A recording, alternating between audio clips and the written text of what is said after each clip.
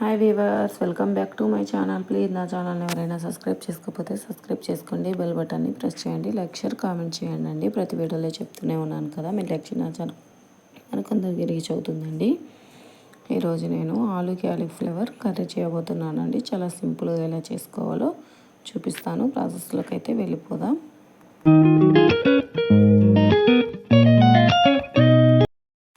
ముందుగా క్యాలీఫ్లవర్ని అయితే తీసుకోవాలండి. తీసుకొని చిన్న చిన్న పీసెస్గా అయితే కట్ చేసుకోవాలండి. కట్ చేసుకొని పక్కన ఉంచేసుకోవాలి.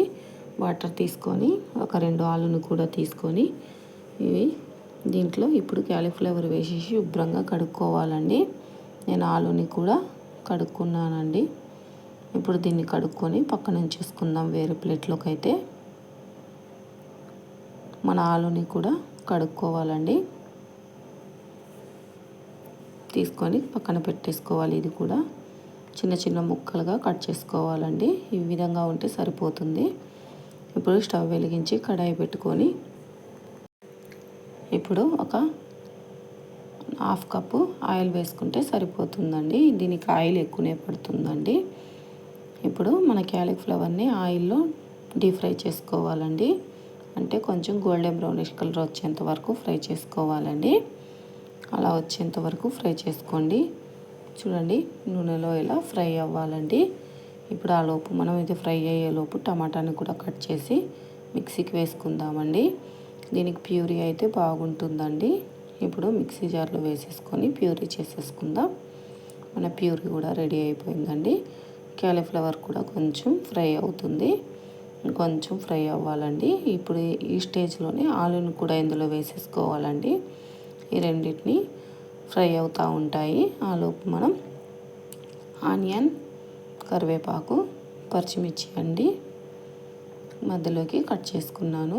ఈ మూడింటిని కట్ చేసి పక్కన ఉంచేసుకోవాలండి. ఇప్పుడు మన క్యాలీఫ్లవర్ ఆలు కూడా ఫ్రై అయిపోయింది. తీసేసి పక్కన ఉంచేసుకుందామండి. పక్కన ఉంచేసుకొని మొత్తం తీసేసుకోవాలండి. మొత్తం తీసేసుకొని స్లోగా తీసేసుకోండి. ఆయిల్ పైన పడుతుంది.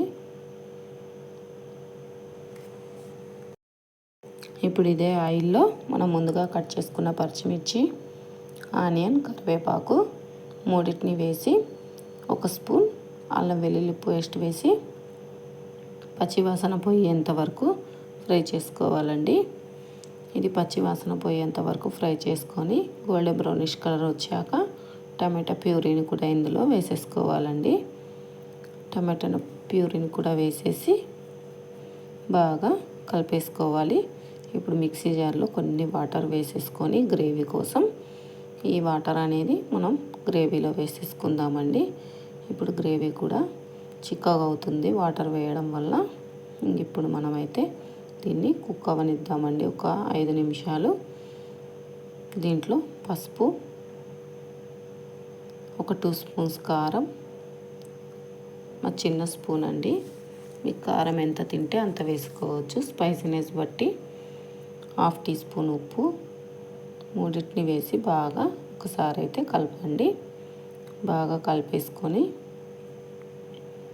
ఇప్పుడు మన క్యాలీఫ్లవర్ ఆలుని కూడా ఇందులో వేసేసుకోవాలండి.